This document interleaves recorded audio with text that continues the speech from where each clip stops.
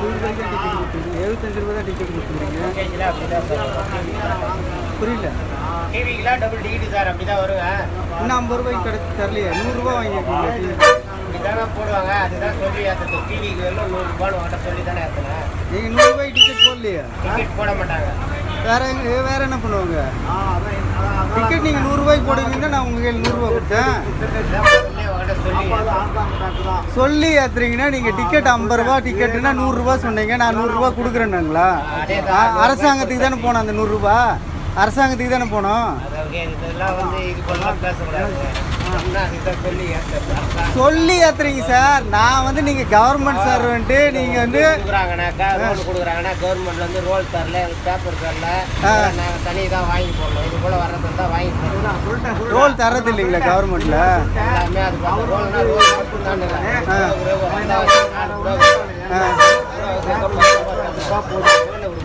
நீங்க government servant sir. நீங்க நான் 100 ரூபாய்க்கு 100 ரூபா உங்க கையில கொடுத்துருக்கேன்.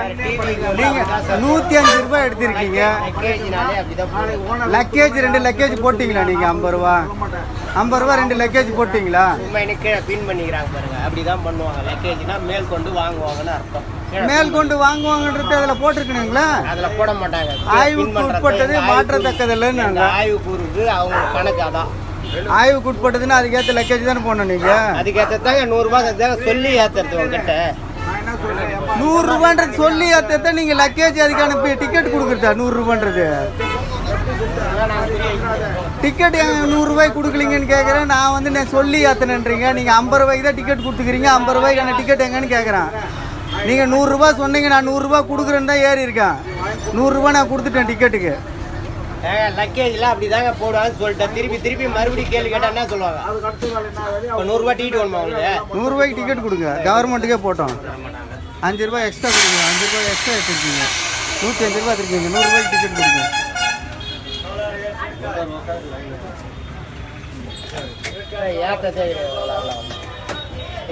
ஏங்க நான் கவர்மெண்ட்டுக்கு தான் நான் போட்டேன்றேன். நீங்கள் 50 ரூபாய் எக்ஸ்ட்ரா எடுத்திருக்கீங்க. எதுக்கு எடுத்தீங்கன்னு கேட்குறேன். கவர்மெண்ட்லேயே எடுத்துமே கொடுங்க.